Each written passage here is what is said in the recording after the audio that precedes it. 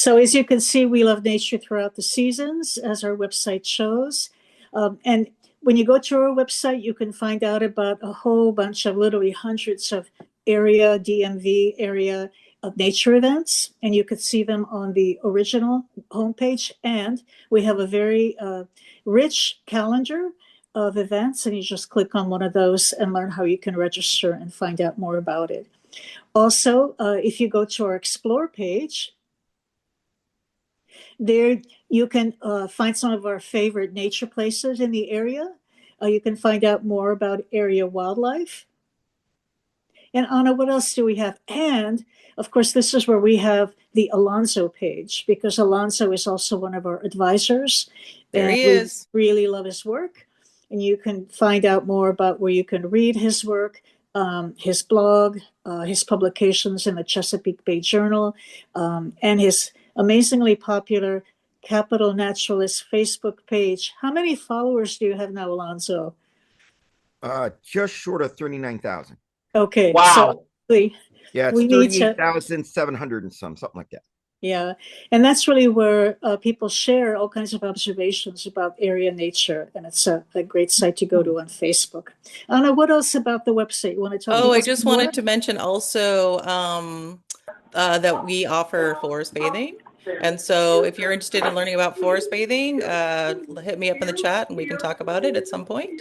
But I think getting to looking at the calendar and checking out all our events, guys, I think that's a good place to start. So thank you so much. And we're going to go ahead and I'm going to stop sharing. And I'm going to go and try and mute some more people. Thank you. I was trying on the side. I couldn't get them. Thank you. We just have so many folks. So yeah, just trying to get everyone muted. So we invite you to take a look at capitalnature.org and go out there and experience the natural world in so many ways. And now it's my pleasure and my honor to introduce Alonso Abugattas a little bit more formally. Alonso is the Capital Naturalist, and you can find him, as I mentioned, on many of those media sources. He is also on our advisory board and the Natural Resources Manager in Arlington County. And if you're a master naturalist throughout the region, there's a good chance that Alonso has led a discovery walk, whether it's wildflowers or trees, native plants, reptiles, and amphibians. Alonso may have led a teaching tour for you as well. So a really respected and well-known regional naturalist, and it's our pleasure to host him this evening and to have Alonso talk about the beauty and magic of winter trees, which he will define for Ben and others in just a moment. Thank you. I get it because Ben asked. Well, thanks everyone for allowing me to come over and talk to you guys. No better way to spend the evening than with like-minded folks. And like I said, so I'm really looking forward to this. I don't know if people know this, but for years I was an environmental interpreter, right? An educator. And so I would do, maybe 500 programs a year, three times a day, all the time. And then I got promoted to an office job. And the worst thing you can do with a naturalist is to put them behind the desk. And that's basically where it was. And that's how Capital Naturalist got born, because I really missed a lot of it. And so I've been lucky enough. I am a generalist, but I have a general background in a lot of different kinds of things. And hopefully, you'll be able to learn a few things today. I did see a couple of things going through the chat when we're going through, one of which was, what is my favorite tree? And so I'm just going to tell you right now. I asked someone. I knew somebody had asked. It was me. Okay. So my favorite tree, absolutely, you'll see, is the white oak. And in particular, you'll see why when I get to the slide on white oaks, because guess what? I couldn't do this program without including my favorite tree. Are they rare? They're not rare at all. And in fact, we're going to learn a lot more about them.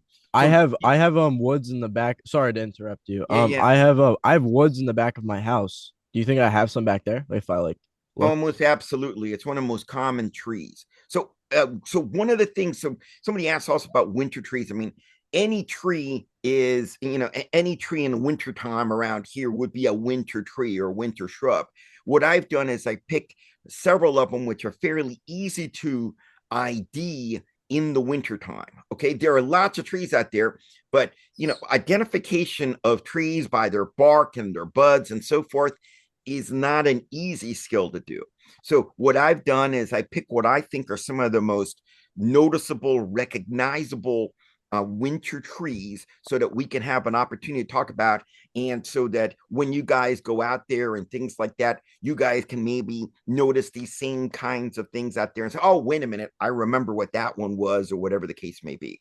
And we've done this before. I think we've done a spring tree one, right? We did, and we may do that again. I mean, there's always stuff out there. Now, I am not I'm a generalist. I'm not I'm not an arborist. I'm not anything like that, but I do have some good general knowledge about these different things. And just so you guys know, I have a fairly good knowledge of plants. I mean, I held several offices for Virginia Native Plant Society. I'm putting out this spring, I hope, finally, my spring wildflower book. So hopefully I know enough of this that will keep you guys interested. My big strength, though, is more so than anything else, I like to try to see how things interconnect. And so what I'm going to do today is not just mention the trees, how best to identify them, but a little bit more about the trees. And why? Because sometimes if you just learn names, especially scientific names, goes in one ear and out the other, right? I mean, it's difficult. But if you know a little bit about the tree, why did it get its name, all of these kinds of things, what was it used for, things like that, then perhaps it'll be more memorable to you. So what I'm going to do now is I'm going to share my screen. When I do that, I'm going to shrink you guys off to the side because I am easily distracted. Okay, so I won't be able to see you guys. So if you have any questions or anything like that, please keep yourself on mute. But if you have any questions, put them in the chat. And at the end, we'll be able to go through there. But I'm also going to shrink all you guys down so we won't be able to see anything. There won't be distractions on my end. I just want to say I'm absolutely exuberant. Well, good. And now let's go ahead exuberant. Let's go ahead and do this now, guys. So I'm going to now see if I can share my screen. There we go. All right. Can you guys see the screen? Yes? Yes. Okay, yes, sir. Good. So I am going to now, you guys all unmute. I'm going to shrink all you guys. I can see. And let me just now go on to a little bit more about winter trees. So one of the first things is, again, just a more thing. If you want to follow me or whatever on Capital Naturalist, I have a blog. I have, on Facebook, I already mentioned that already. I got over 800, videos or whatever on my YouTube channel. And again, I'm very, very pleased to be hosted by, Capital Nature. And you guys have seen where that is. You want to get in touch with me?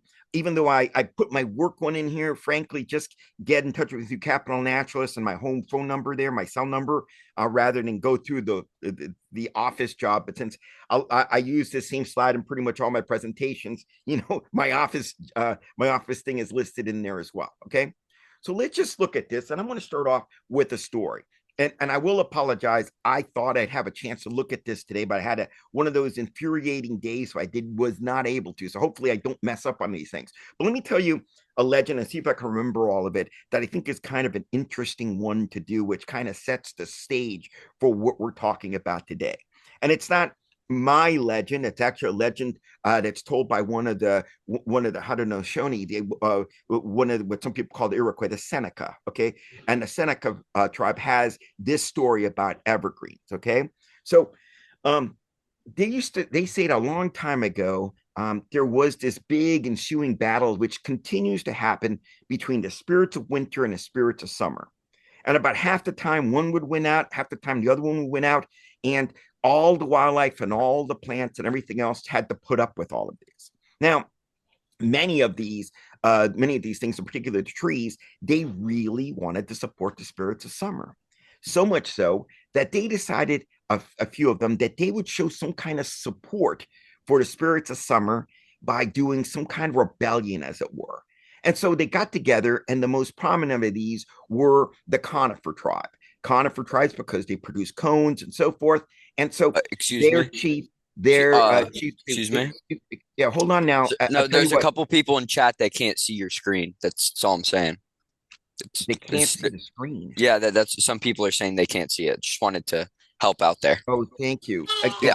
Is there? Any day. Am I doing something wrong, Anna? No, I mean I see it, but No, but I'm there's just a couple saying, of people. Stella and Anna, am I doing something wrong here about the shares? I just think it's I a see skill it. issue. I think it's a skill issue. Honestly, I can I can perfectly see it fine. We can, we can see it, Alonso. You're fine. Thank Okay. you. All right, we'll Yeah. continue going. Continue, All right, guys. please. Continue, So please. here we go. So again, there was this story, and again, one of the tribes, the conifer tribe that produces cones and so forth, they decided that they would try to be part of this rebellion.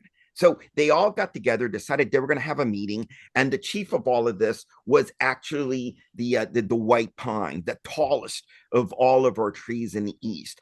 And he, of course, was the chief, of course, of the conifer tribe. And as he was getting together all this and that, getting all of the members of his tribe together, all of those to bear cones, several of the other trees who were also very interested in all of this decided that they would like to show support. Things like the oaks and the musselwoods, in particular the beech. So they came over, and the beech started saying, "Hey, we would like to support you on this. What can we do to help support your rebellion and your support for the spirits of summer?" So as they was doing this, one of the members of the tribe, and by the way, this story takes place up in New York. I've adjusted some of the trees to fit more of our trees down here below. Okay, so it's if you look at this, the actual legend itself from New York, there are a few different trees, but since we don't have them, I've had to substitute our own trees for them. So, for example, in New York, they would have the larch. Okay, that would be their tree, but instead of that, I will go with the bald cypress, which is one which you guys may be familiar with. So anyway, the bald cypress is there, and when he saw that the beech had come over and had wanted to support them, he said, "Hey, wait a minute. The beech isn't even a member of our tribe. He bears no cones. Why should we allow him to be part of it?" And right away, many of the other cone-bearing trees, especially now being led by the white pine, said, "Look, we want allies." And so I understand he's not a member of our tribe, but having said that, we could use all the help that we can. And so we're allowing them to sit in on our meetings so that see how they may be able to support us.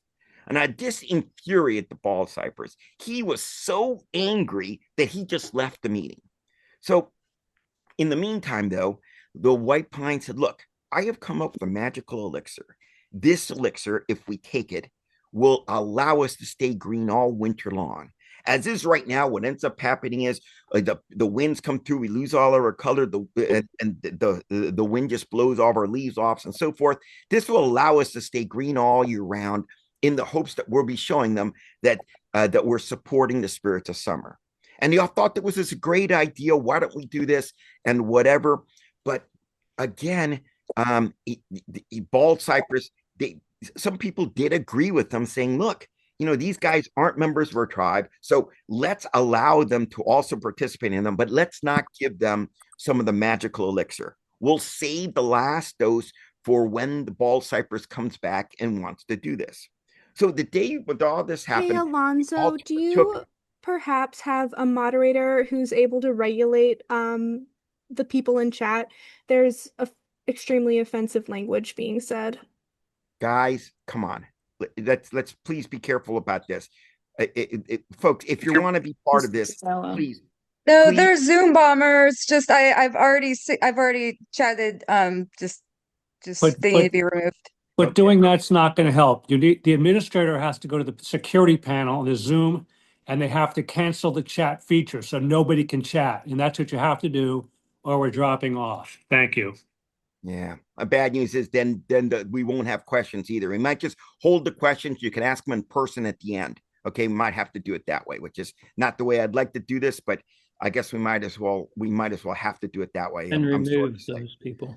All right, folks. So anyways, going back to the story. So they did take part of this magical elixir.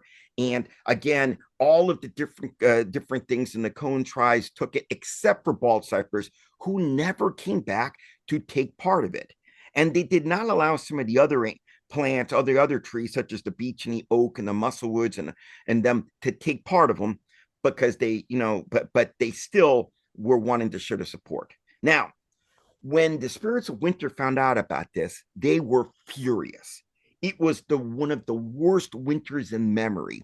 Freezing cold, biting winds that were just coming through, and just it was one of the worst winters that anyone could ever have recalled. During all of this, the cone bearing trees and things like that, many of them stood fast. They were blowing in the wind, but they stayed green in complete defiance. Now, the other ones, the oaks and the beeches and the musselwoods, hornbeams, they could not hold on to their color. They did not take part of magical elixir, but they held on to the leaves. They held on to the leaves as best they could. And even though the winds were battering, they lost leaves here, there, and whatever, many of them managed to hold on to the leaves all the way to the end in open defiance of the spirit of winter, until finally, when the spirits of summer were able to reconquer everything, they were still there, not, holding on to their leaves. And to this day, we still have evergreen trees, which are many of them being members of the cone family, the conifer family. And we still have lots of different trees which hold on to their leaves, okay? Something called marcescents. And they hold on to their leaves almost all year round. And that is their explanation, a Seneca story of why this is. And more importantly, they say that if you're out there during a cold winter day, and it looks like we're going to have a really cold one this weekend, they say that sometimes when wind is blowing, you'll start to hear the leaves rustle and the leaves move and so forth out there. But they say, at least if you know a little bit about the Seneca story, that if you listen very, very carefully, you'll actually hear what the trees are really trying to do. And what they're trying to do is that they're laughing at winter because they know that eventually the spirits of summer will win out and they can go back to their glory. And that is the Seneca story of how the evergreens came to be. And again, if you want, I do have a blog on this. You can read a little bit more about marcescents and how this all happens by going to my blog. I've listed it up there, whatever. If people want to learn more about marcescents and why it happens and what may be the theories of why some trees hold on to their leaves and other ones don't. But that's just a way to start off this particular story so that we can start learning a little bit more about winter trees.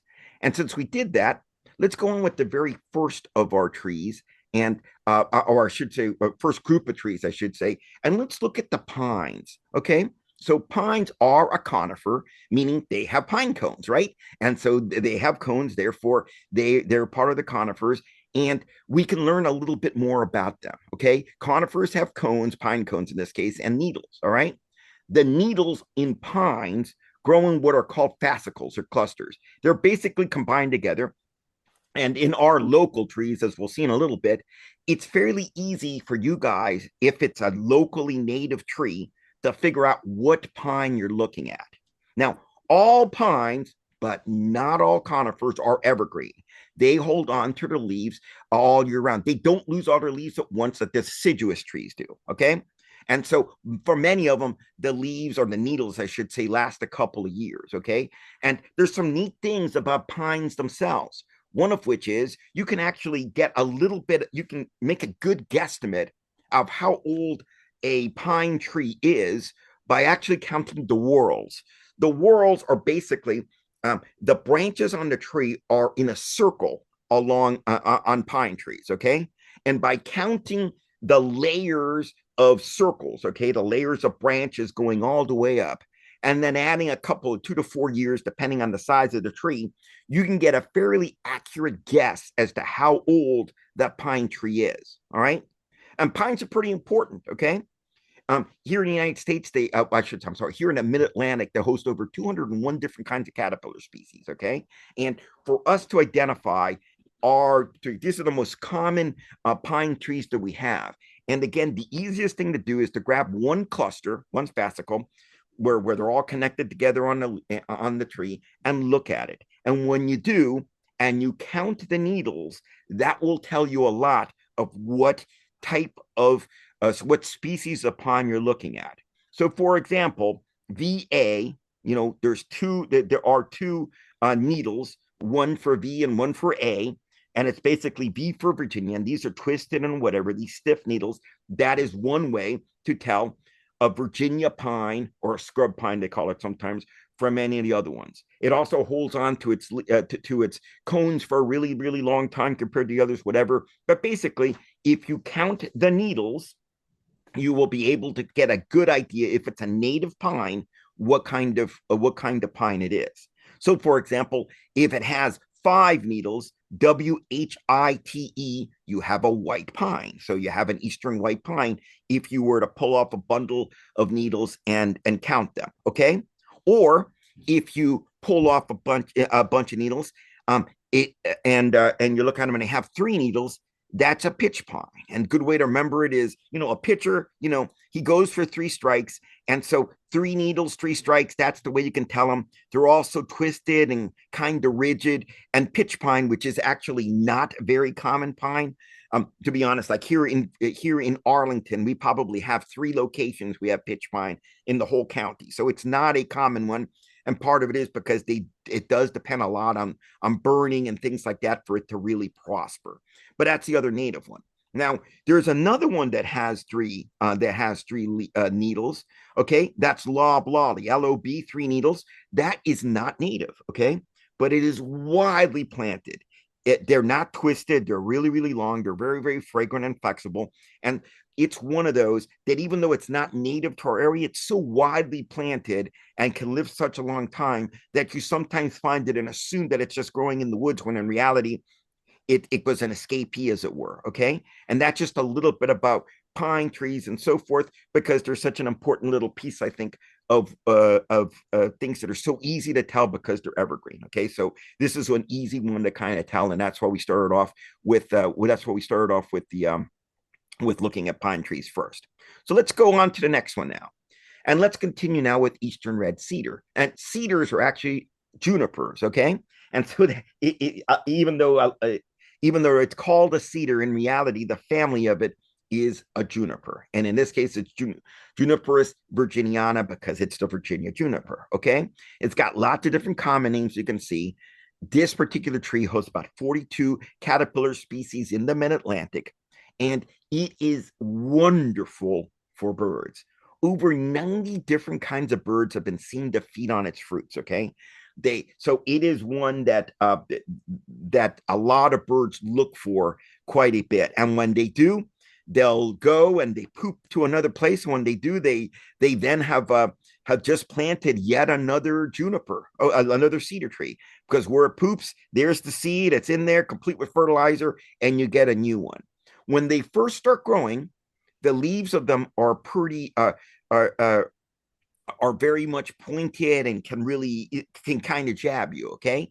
As it gets older and out of the reach of things that might eat it, in this case around here, the big one will be deer, then it starts to get much softer leaves and so forth. They're flatter, whatever. So it actually has 2 different types of leaves, the young leaves, which are pretty sharp and so forth, and then the older ones that are a little bit later on.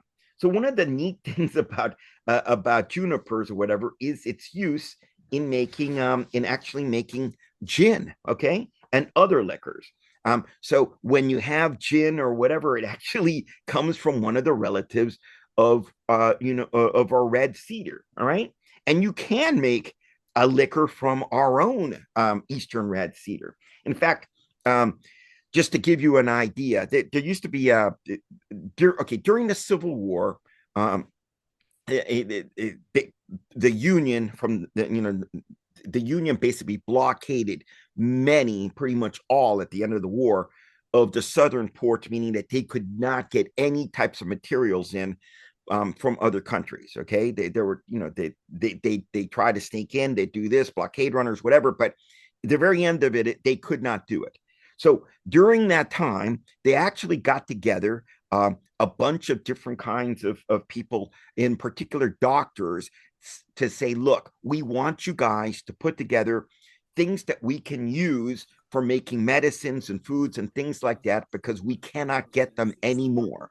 And the one who did most of this was an actual guy named Francis Porcher. And Francis Porcher, he actually put together it's a long name, but basically what they call the Confederate Ethnobotany.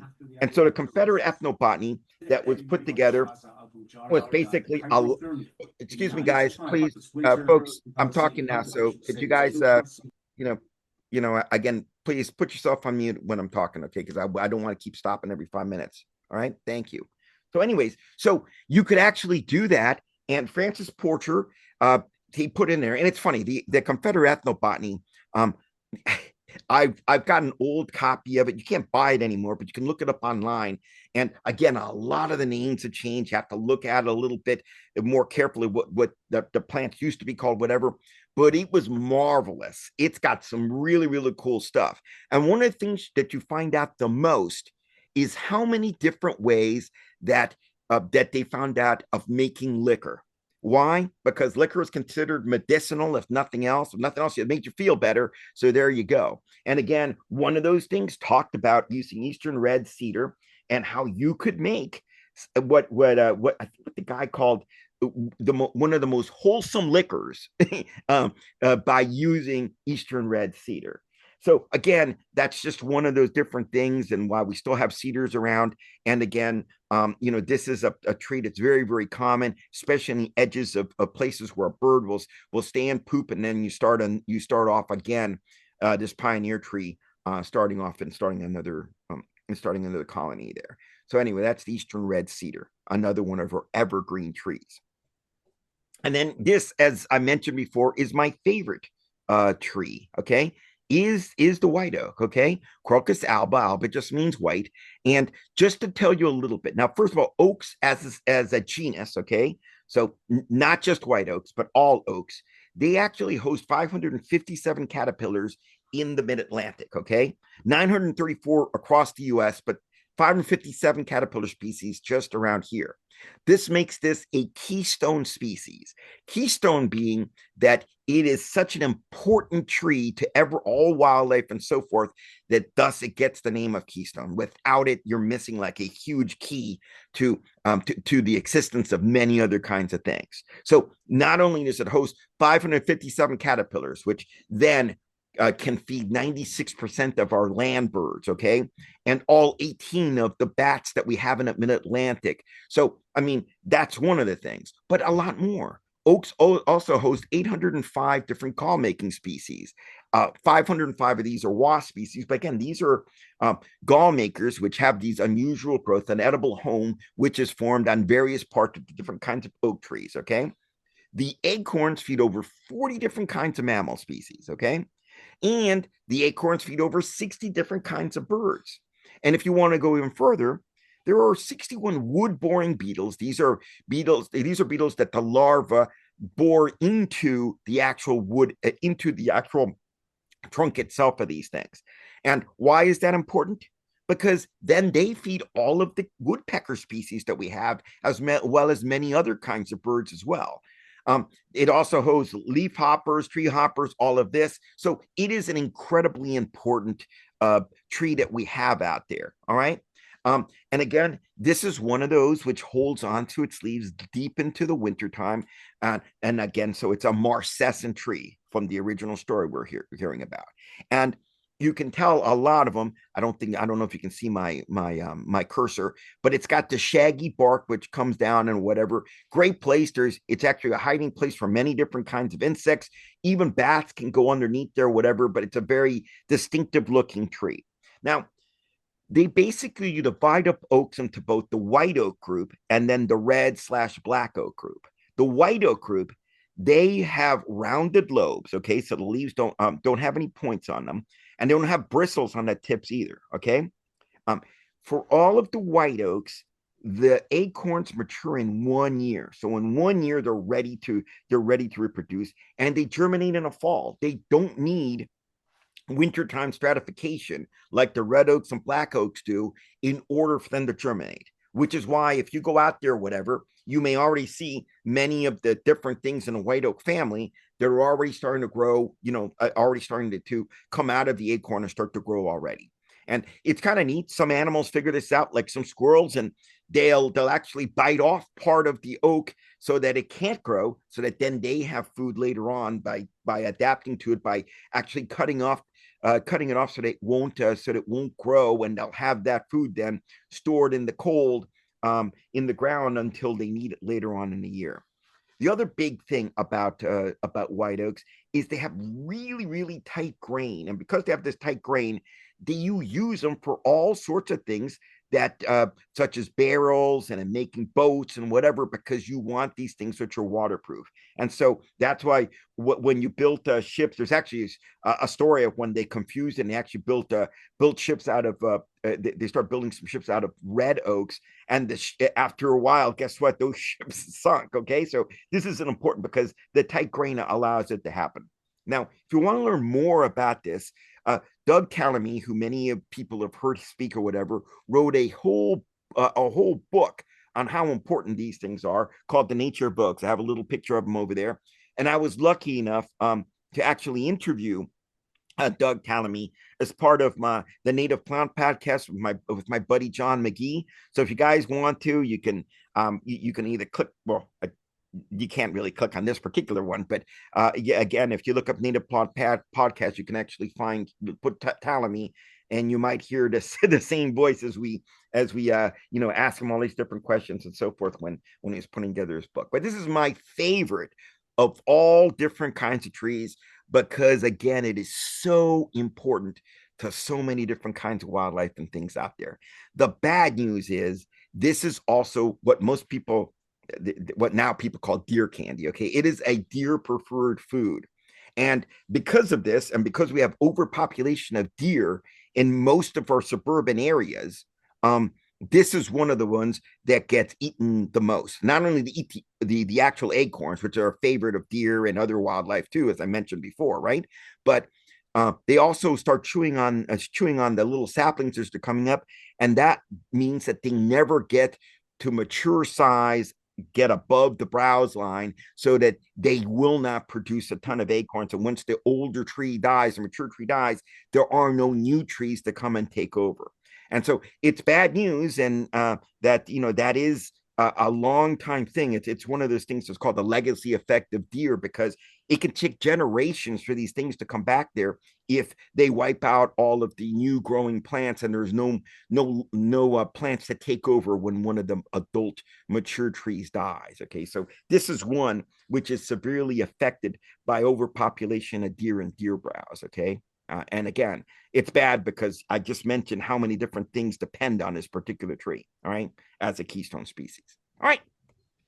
So moving on, we did talk about this in a story, the American beech. And the American beech, as I mentioned, is, holds on to its leaves. So it's a marcescent tree. It holds on to its leaves. 127 caterpillar species feed on it. Now, that's a lot less than 557 for the oaks, but that's still fairly respectable, okay?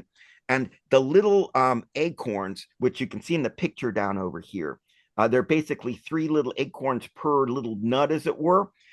They're very, very cool, and tons of mammals and birds feed on them. In fact, believe it or not, this was one of the favorites, actually, for passenger pigeons before they passed on and they became extinct. This is one of the main things that they really, really would feed on, was beech trees. Okay, now this is one that the deer don't like to eat, and in fact, now we are seeing in many of our places that the oaks are being replaced by this tree. Why? Because they like to feed on one and not the other one, and that allows this one to sometimes grow above what's normally found in some of these woods where they have both of them.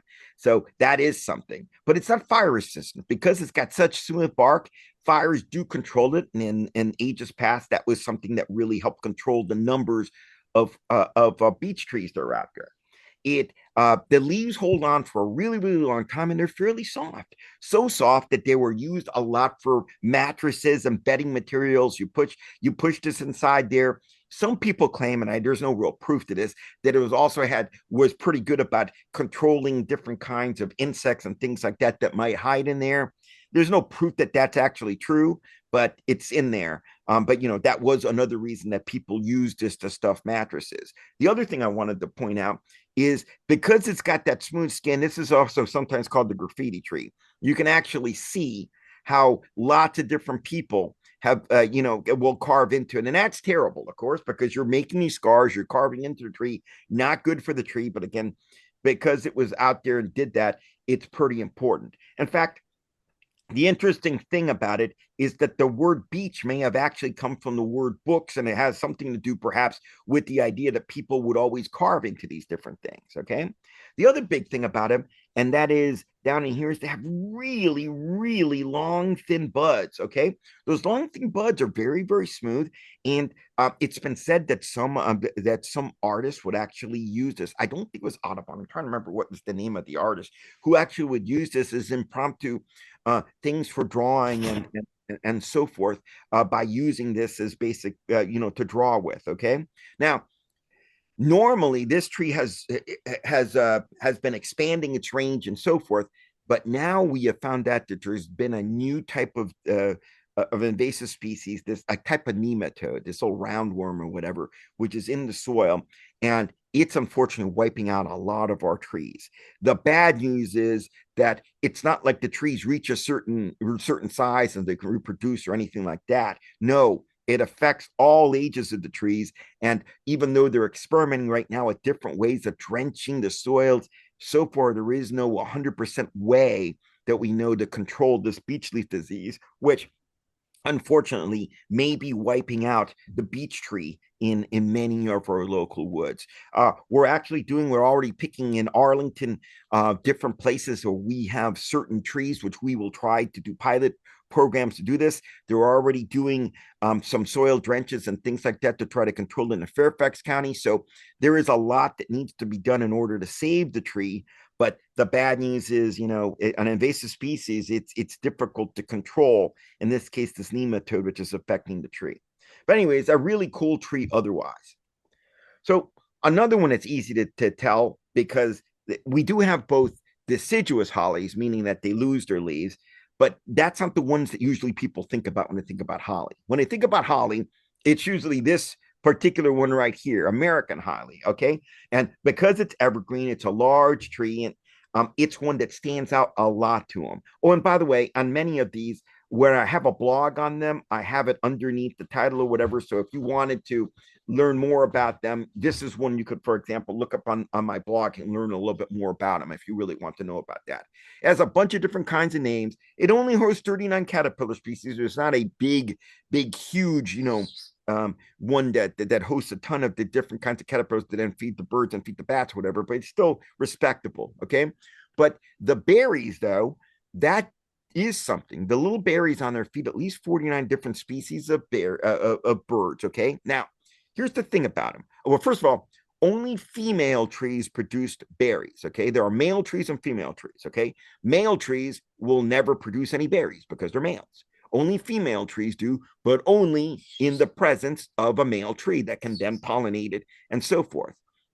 But if it produces those berries, then again, many different kinds of birds feed on them, but it is not a favorite bird food.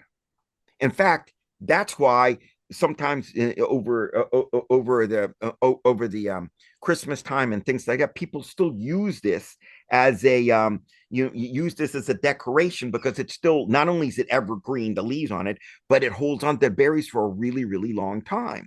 And the reason is birds don't like it. Some people consider it a starvation food. So, I think, oh, wait a minute, why do I want to plant this tree or whatever over there if only birds will eat it when they're starving? Well, it's an important tree. I mean, when they've eaten everything else out there, this tree still has its berries. By that time, it's overwintered.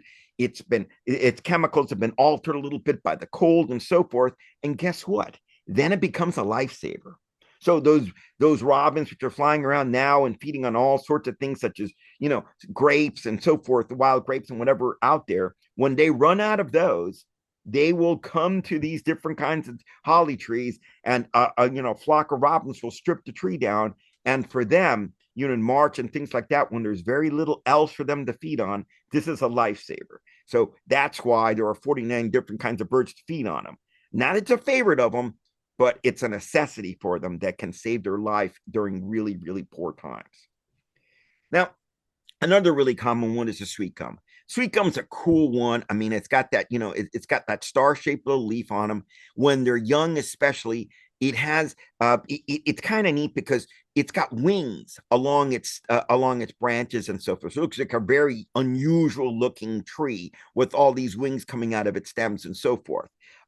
Now it doesn't host a ton of different kinds of caterpillars, just 35, but birds do feed on the little seeds which are inside what the sweet gum balls themselves. Sweet gum balls are those ones that, if you've ever walked barefoot underneath one, you realize right away you definitely don't want to do because they are very, are very sharp. But things will feed on, pull the seeds out of there, including things, especially goldfinches and chickadees and things like that, which is really, really cold. I love the scientific name of this, liquid amber. Okay. Liquid amber, again, because it has a golden colored sap to it. And it's a very, very sweet sap to it. That sap was used medicinally for all sorts of different things. In fact, it would make a gum, which was good for sore throats and things like that.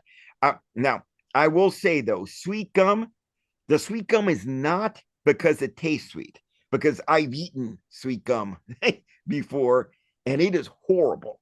Okay, it's nasty. It's medicinal. The sweet comes from this sweet odor that it actually has. So much so that, especially in France, they'd use them. They'd use that odor for perfumes, for things like gloves and things like that. Okay, and it was medicinal, as I mentioned. People would do it, and if one of the ways they do it, you dip it in whiskey. Again, liquors have always been used as a medicinal type of thing, and that was used for all sorts of different things, including curing diarrhea, but lots of other things too. I mean, the Cherokee, one of the other tribes, I mean, they use it for cleaning wounds and so forth and things like that. They said it was really good for itches, lots of different things that people would use it for. Okay.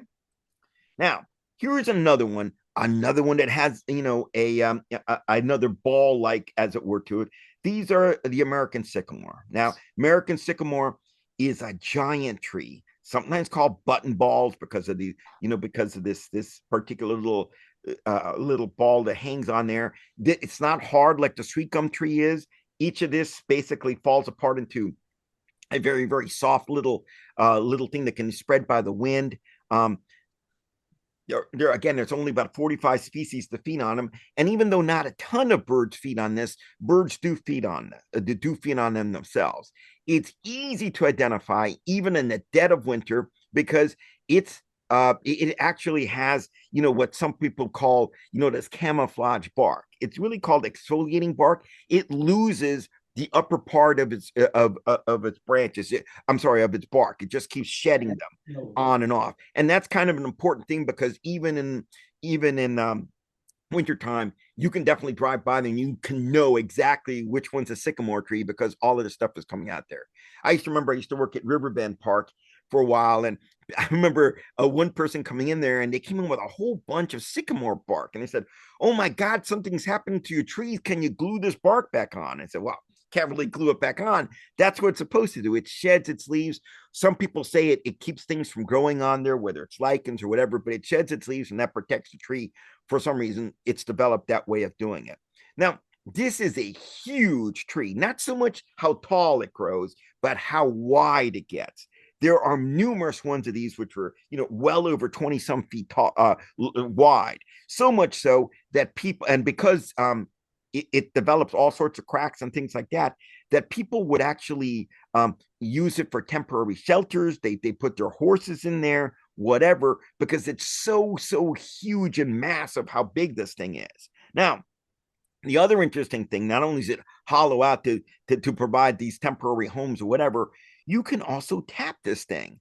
If you tap it much like you were tapping, for example, like a maple tree for maple syrup, you can actually get a type of syrup which isn't as sweet or anything like that, like a maple syrup would be, but it does mean that you could use it as a way to get clean water if you couldn't get clean water the other way.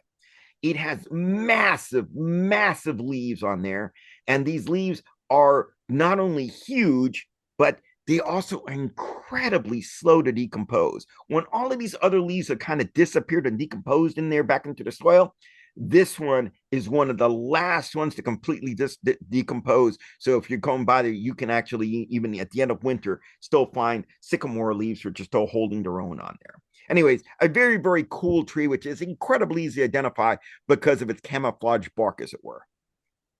So then we have another one, which is also incredibly easy to ID, at least when it's young. When it's young, most birches also have these have the bark that kind of strips away on it. Now, as it gets older, if you see in a second slide, it starts to lose a lot of it, so it doesn't peel as much. Okay, but early on, it's very easy to see this.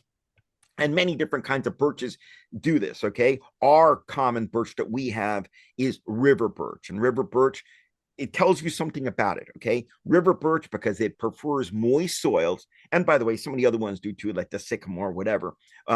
They like they like to be near rivers, so it likes these riverside areas. That's where you're usually allowed to find it. If you see it there, it tells you that the ground is moist. Okay, and it is otherwise a pretty cool little tree. It does host a ton of caterpillars, 411.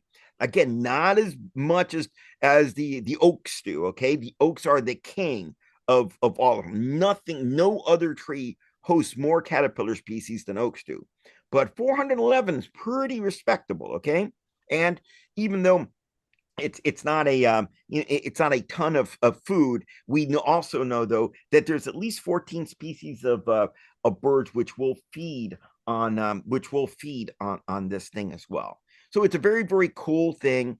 A very, very oh, and by the way, this is another one that, because it strips away and it dries very easy, this is one that if you're stuck outside and you need to start a fire and you can't find anything dry, this is one you want to start with. If you were to peel some of these species, not only is it above the ground so that it's naturally going to dry anyways, but because it's so thin, it's like paper. Okay, it burns very, very easily. So this was one that was used a lot for tinder. This is one that was used a lot for starting fires because it was very easy to do this. And in fact, many different tinder boxes and things like that would carry not just river birch, but any different kinds of birches as a way to actually start a fire. Why? Because again, it's easier to strip this away. It's dry when a lot of other things won't be because they're on the ground or whatever. This is one where survivalists and things like that would look for it as a great way to start fires. Okay, so that's just a little bit about that particular tree as well. So let's go on to this one. Now, I know this is one of those, you always think about this one in the spring, right? Because it is our state tree and our state flower, right? But it's very identifiable in the wintertime too, which is why I'm including it here. Okay, now, just so you know, we have what I'm guessing, is it 4, maybe 5? I think locally about 4 other kinds of dogwoods around here. If you include a couple of the non-local ones or the ones that are planted, maybe 6. So we have a lot of different kinds of dogwoods. Okay, this though is the tallest of them all, the flowering dogwood, Cornus florida, and it is again the tallest one we have, a very, very pretty one, and so forth. And the one which is most noticeable because again, it is Virginia's state tree and it is Virginia's state flower. Okay, both at the same time. Now, it hosts a ton of different things. 118 caterpillar species feed on this. Okay, even though it's a small, it's not a very large tree. It's really a small tree or a large shrub, depending on how you want to think of it. Okay, now the berries, and again, they're not actual berries, even though they look like berries. They're actually something botanically they're called drupes. So these, what most people call the berries, are very, very important. Okay, 98 different kinds of birds feed on them, and they're high in proteins and lipids. And because they bloom in the fall, this is one of those that migrating birds really, really feed on. Now, here's the problem though. If you're a small little tree over with canopies, much taller trees around you, it could be hard. And especially since if you're out in the sunlight, you're going to produce more fruits. But if you're not in the sunlight, you produce just a few fruits. And so it would be difficult for a bird that's flying high over top to see these little drupes that it wants to feed on. So it does something which is pretty cool. It's what's called folio fruit flagging. Okay, say that real quick. Okay, the leaves change color at the same time when the fruits are ripe. So when a bird is flying by, he doesn't just have to look for an individual droop, an individual quote unquote berry to look for. No, because the whole tree has changed color, calling attention to it, and thus having the birds come down there in order to find these fruits that they then can eat. All right. Now, it's not just for birds. There's at least 16 mammal species which have been documented as feeding on them too. And it's kind of a neat thing. I should have mentioned this before. One way of, there's lots of different ways to categorize trees. Okay, we just talked about one was evergreen, holding on to it's staying green all year round and holding on to its leaves so it doesn't lose its leaves all at once, as opposed to deciduous, meaning that it loses all its leaves at once, right? So evergreen versus deciduous is one way. The other big way of telling them is by looking at which ones are opposite or alternate in branching. So most trees are what they call alternate, where as it comes up on one side, there's one little branch on one side, you go up a little bit higher, there's another branch on the other side, and so forth all the way up the tree. But there's a few which are called opposite, where everywhere that there's one branch and another branch is opposite it, are on it, okay? And if you find one and you look at this, almost all dogwoods, all except one. Okay, we have one which breaks the rule. All of them are opposite. So if you find one that's got opposite branching, that's one clue that it's one of these. There used to be an old saying, it's back when I learned all of this. Now they changed families, so my great way of memorizing it no longer holds completely true. It used to be something called mad-capped horse. MAD stands for maples, ash, and dogwoods. Okay, MAD. Capped was for Caprifoliaceae, a family that used to exist, which no longer does. It used to be all the viburnums, all the elderberries, all of the, all of those things, honeysuckles, all of those together were in the Caprifoliaceae family, and that no longer exists. But at the time, if you had them, you knew. You may not be able to tell which shrub it was, but you knew it was in that family. Okay. And then mad-capped horse, the last little piece is horse chestnut. Okay. So if you find a tree and it's opposite, meaning that it has branches on either side, one growing opposite the other on either side of the branching, then it is one of those mad-capped horse, trees. Okay. Now, the other big thing about this one, not only is it opposite in branching, but it's got these really furry bark. Some people call it alligator bark. Is really, really rough bark on it. And that is another thing which is easy to tell. But even more so, if it's going to bloom, it produces this bud. And the bud looks like a little turban, okay? You can see me trying to circle it here with my cursor. It's like a little turban. And that's kind of neat because even in wintertime, if you see these little turban-like buds on there, that's what next year's flower is going to be. Then that tells you right away, I know what this is. It's a dogwood. Okay. So a neat way of telling it apart, even in wintertime, is to one, look at the bark and or just look at the buds. And if the buds on there, the flowering buds are like this, that tells you a big thing. Now, other big thing about it, because it's so pretty, not only is it the Virginia state flower and state tree, it's also the North Carolina state flower and the Missouri state tree. So a lot of people really like flowering dogwood. Again, we have more other kinds of much smaller types of dogwoods, but when people think of a dogwood, it's usually this species, the flowering dogwood. All right. If you want to learn more about them, again, I have two different things about them. I'm not going to get into the legends. There's all sorts of legends about dogwoods themselves, and I'm not going to go into it. I will say a lot of the legends and so forth that were preserved were really religious legends, okay? And so not to get too much into religion or anything like that, but you'll see that many of the legends which were preserved were religious types of legends of why this looks like, in this case, the shape of a cross and the crown of thorns in the middle, and that it was stabbed and therefore there's blood on the end. All of these different things are just one of the legends to go behind them. If you want to learn more, you can look up, Dogwood on my Capital Naturalist page, and you can look up a little bit about legends and why they call it all of this. Or if you just want some more natural history facts, you can look up my other blog on it, just on flowering dogwood. But again, that's just a little bit about what is both our state tree and our state flower. And usually like again, if I do this again and we do this in the springtime, I almost always start with this particular tree because it is our state flower and our state tree and so forth. It's a good way to start off a plant walk in the springtime. All right. Alonso, 5 minutes. Okay, sounds good. And I'm just wrapping up. So this works out fine. So let's wrap up now with just a couple last things. So let's go to Rose Bay rhododendron. So again, people just call it Rose Bay. It is in the family of rhododendron. This is an evergreen one, meaning that it stays green all year round.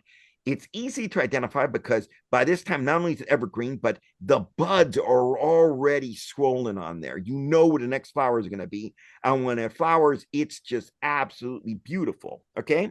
Now, the evergreen leaves can last for 8 years. I mean, they're really, if sycamore is slow to decompose, my goodness, this thing takes forever to decompose. Now, there are 51 caterpillars to feed on it. However, the flower buds, the flowers themselves produce a certain kind of intoxication to bees, okay? Which meant if honeybees, which are not native, but if European honeybees were to feed on this, then the honey is poisoned by it. And so it's not one that you wanted to have one of these close by if you're a beekeeper or anything like that. What's interesting, a thing on this is on cold days, it shows something that's called, it's thermotropic, meaning that it curls up its leaves and hangs down.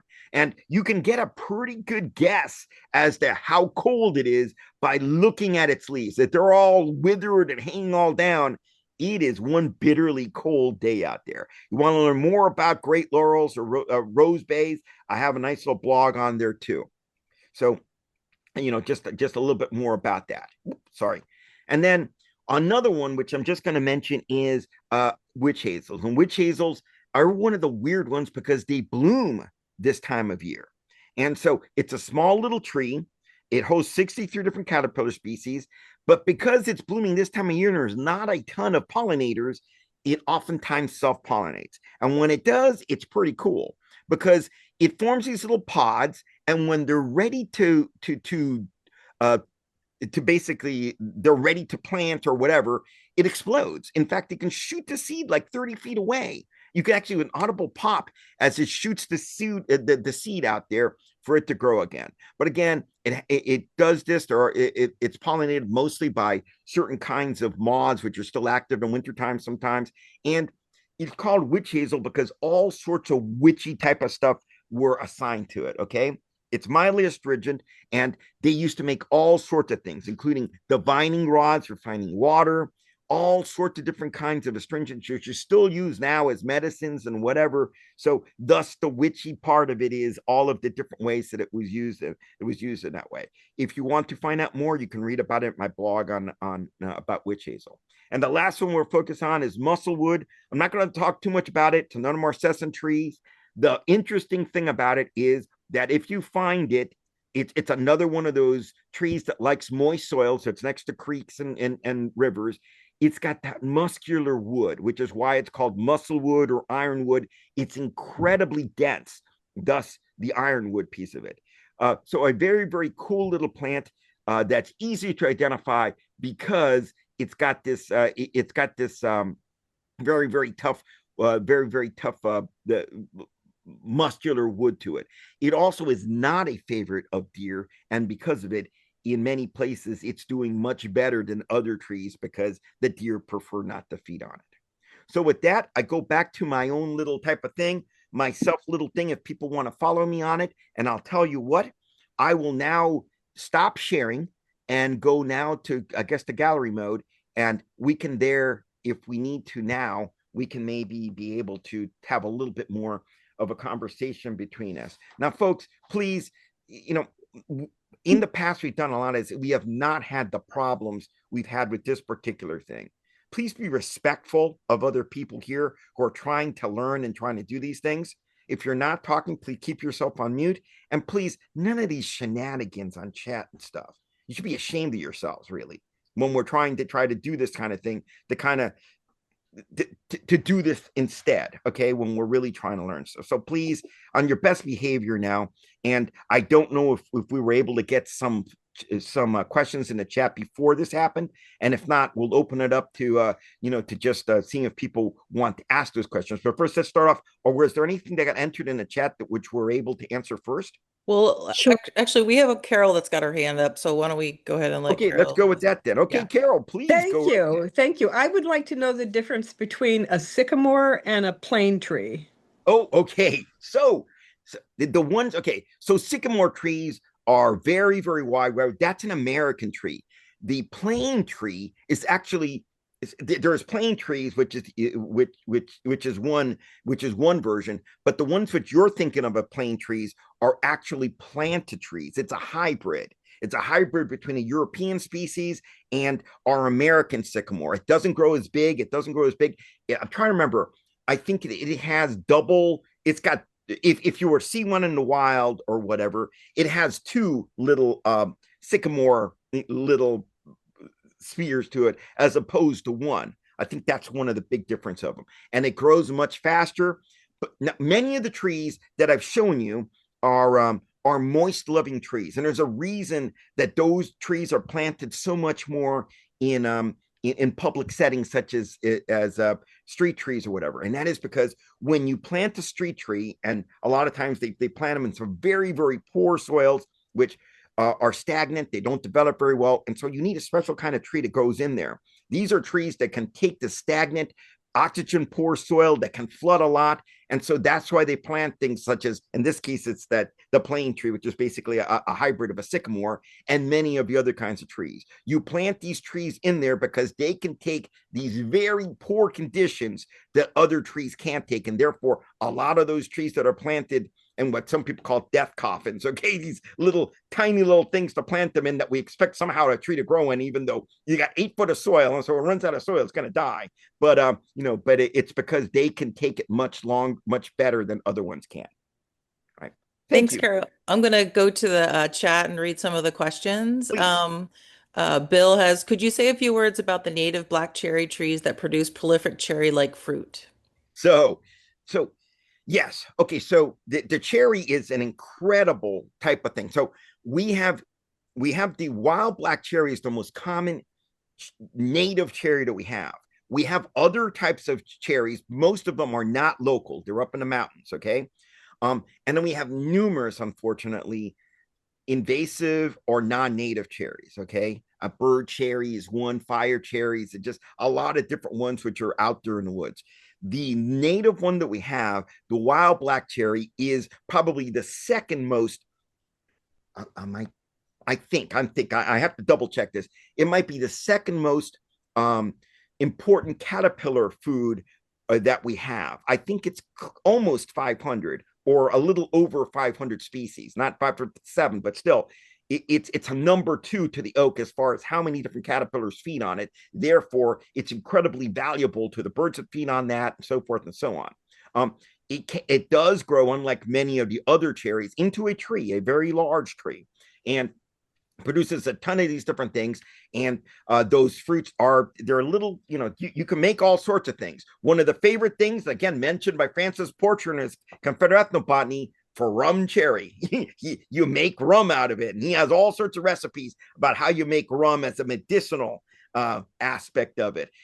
But regardless, birds feed on it a ton. I think there's probably close to 60 different kinds of birds which have been documented as feeding on the fruits. It's an incredibly important food. And it protects itself by having something akin to cyanide in there. So a lot of things don't eat, and that includes deer don't like it as much. It's not a favorite food, but it's not one that they hate. Like things that they hate would be things like spice bush and pawpaw. Those are things that the deer won't touch, right? This one, they'll still feed on it, but it's usually much less. They won't feed on it anywhere near as much as some of the other stuff. But it's a very, very important tree for a variety of different reasons, including wildlife value. Thanks, Alonso. We'll go to someone who has their hand up. How about Bernard? Sure. Go ahead. Oh, hey, Bernie. It's good. Good to see you. Or not see you, but at least hear you. Go ahead. Gotta unmute. Bernie, go ahead. Go ahead. I'm listening. Or maybe Bernie, if you're having audio issues, maybe you can put your question in the chat. In the meantime, we will move on. Grace asks, where did you learn of the Seneca story? Oh, that's a good question. I collect, I think I told you I was I've been doing this, 30 some years, right? So I collect a lot of them as a naturalist. Can you hear me now? Yeah, we can. Let me finish Okay. this one. Come right back to you, Bernie. So, so I collected this. I can't remember where. I know where. It's a good one. There's one that was by Bruchac. Joseph Bruchac wrote a really cool book. There's a series of 4 different books, the Keeper series. I can't remember if it's one of the Keeper series, the Keepers of Life, maybe. There's 4 different books, but Joseph Bruchac is one of the main authors, and he collected these Native American stories. And again, since they tie in so closely with stuff that I talk about all the time, I collect a lot of Native American stories too. I think some people know I was part of the storytelling circle. I used to go to all the libraries all the way around and do storytelling, right? It happens when you're a fisherman, you know how to tell stories, okay? You always know about the ones that get away. So as a fisherman, it grew natural to me to tell Native American stories, and therefore that's where that came from. Yeah. But look at it, the Keeper series by Joseph Bruchac, I believe, is one of the main authors. And okay, thanks, Bernie, Alonso. We do have 5 or 6 questions in the chat, so let's go ahead with Bernie, and then we'll go back to the chat. Okay, go ahead, Bernie. I'm listening. Yeah, it's kind of interesting. When you show the picture of the beach, if you look very closely at the bottom of it, it had carvings in it. And that's how you identify a beach. It had carvings, because you can't carve in any other kind of tree, really. You could try, but you won't. It's the graffiti tree. It's another unfortunate name for it. Yeah, but of course, it does not help the tree one bit. It probably hurts it in the long run. Yeah. But that's a very interesting thing. It was in your picture if you look at it closely. Yeah. The graffiti trees, it's unfortunate. People scar them all the time. Yeah, they like to carve everything. It's ridiculous what they do. Yeah. All righty. Okay. Let's go on to the next question. Thanks, Bernie. Yeah. How similar is an overcup oak to a white oak? We had a huge diseased white pine removed from our property because it sat on a corner that was just beyond our property lines. The county is replacing it with an overcup oak. Okay, so overcup oaks, first of all, are not locally native. They're a cool tree, but they're not locally. It's macrocarpa, right? Quercus macrocarpa, which means like overcup oak or whatever. It is a good tolerant tree. It's a good one to use for all these different kinds of trees. But just so you know, a white oak is locally native. An overcup oak is not. Macrocarpa is not a native oak to our area, but it is a native oak to the east. But it's a very tolerant tree. In most places that would do well with a white oak, an overcup oak will probably do just fine too. It doesn't grow as tall, but it grows a little bit faster than our white oaks do. Thank you. Just curious about squirrel behavior during winter. Are they in drays during the winter before nesting with young, or just when raising young? So drays are a summertime. So drays is what you call a squirrel's nest, okay? So drays so you can find drays, and they're really a summertime thing when they're not breeding. When they're breeding, they always look for cavities in trees. Why? Because it's safer. Less animals can get to them, right? But if they're not breeding or whatever, or if there's not enough natural cavities around, then they make these collective little nests of all these different kinds of leaves together, which is called a dray. But drays are usually a summertime thing, and it's usually a summertime thing when they're not breeding. When they're breeding, they look for a safe cavity, and but if there aren't any safe cavities around, then they will make a dray. And let's do 2 more questions, and then we'll do our closing comments. Sure. Okay, great. I'm trying to add trees to my backyard, which is just grass. What's the minimum size for a tree you recommend to start, and where do you recommend I get it from? I am in Delaware. Well, I wish you were near Earth Sangha, because I always recommend them for leucalyca type trees. You're going to have to look, and I think that if you're in Delaware, you should probably talk to, I'm sure that Delaware has a native plant society. Go there, and then they can recommend what's locally native and so forth. You may not need to go with the tree, go with the shrub. And one of the big things about shrubs is, one, they don't grow as big, but shrubs are multiple. Most shrubs, again, most shrubs are multiple trunks. So you may get like a bunch of different kinds of trunks together. And that's one of the things that makes a shrub a shrub. But I think you can probably get away with a shrub much easier than a tree. and it produces things a little bit faster, and you don't have to wait as long, especially if you're trying to get, you know, some cover or whatever in what otherwise sounds like a grassy type of area. Thank you. Diane asks, what is the height of deer browse? What height to continue to protect the trees? 6 feet is the standard. So 6 feet. they will go taller if they can't do, but the standard for browse lines when you're doing any kind of study for it is you always count what's between 6 inches and 6 feet as the browse line. Now, they will feed mostly at the 2-foot level because that's where, you know, where their head is, but they'll reach up usually up to 6 inches. 6 foot is considered the browse line for most trees. When a canopy tree goes above 6 feet, then it's escaped the browse pressure. It doesn't mean it won't get rubbed or whatever, but it escapes the brow pressure, and that's the big thing what you're looking for. Get above 6 feet, and you might the tree's going to do much better than what it's been doing before. Thank you all for the great questions. And we're going to go to announcement. Hang on, don't leave yet, because I think we have some cool announcements for you, both for Capital Nature and for Alonso, the Capital Naturalist. And I just want to give a big thanks to all of you who have been attending, and thank you for your patience. We've never been trolled before. This is our first experience, so thank you for understanding and helping us work through it. And I want to give a special thanks to the donors. This was a free event, but your donations are most appreciated, and they will go to fund more Capital Nature programs and also to give an honorarium to Alonso, who has generously donated his time, but we'd like to show our thanks. So your donations will go toward the honorarium and toward future programs. And now for announcements. Anna, I think you had a few things you wanted to let people know about, right? Yeah, just really quickly with this captive audience, many of you may have participated in the City Nature Challenge before. That's the annual BioBlitz that happens around the world. It's happening April 24th to the 27th. It's 4 days long. Capital Nature is one of the organizing organizations. We work with Alonso on organizing as well. There'll be all kinds of education, both in person and online, leading up to the City Nature Challenge. For example, on April 14th, it's a Tuesday, we'll be leading a Zoom that's Intro to iNaturalist, the app, and the City Nature Challenge. So we encourage you to check out the Capital Nature calendar to check out some of those events. And because I'll just let you know that there's usually about 700 cities in 65 countries that participate in this biodiversity collection when we go out and do, make observations. And the DC metro area is always in the top 10. And so we have a very engaged group of community scientists and nature nerds. So we would love for you to be a part of it. And then just one other plug for another event that I came across and signed up for myself, just because we're talking about winter trees, is the Natural History Society of Maryland is offering a course that has to do with, it's all about bark and bark identification.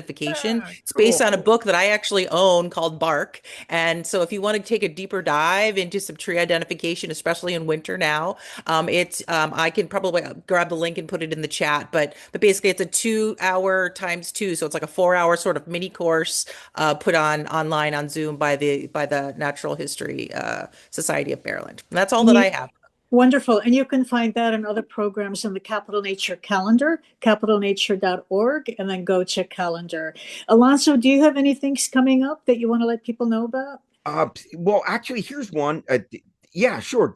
It just happens because I was contacting these guys this morning. On February 15th, I'll be one of the many people that we will be supporting the Northern Virginia Conservation Trust at Busboys, and they're doing a talk. They do this every year. This time it's going to be the people of color. They're going to be talking about all sorts of different kinds of things and so forth, and talking about the wonderful activities that they do in order to preserve different kinds of land corridors and things like that. So that's February 15th.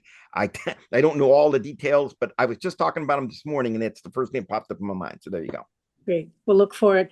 And Alonso, thank you so much for sharing your knowledge and your great stories and all of the beauty and the magic of winter trees. We did record this, and we'll be sharing the recording in a follow-up email. Thank you all for joining us. Yep. One last thing. Guys, if you're not following me on Capital Naturalist, please do. All right. Come on out there and follow along. I'd love to get more of it. It's my escape now from being a paper push.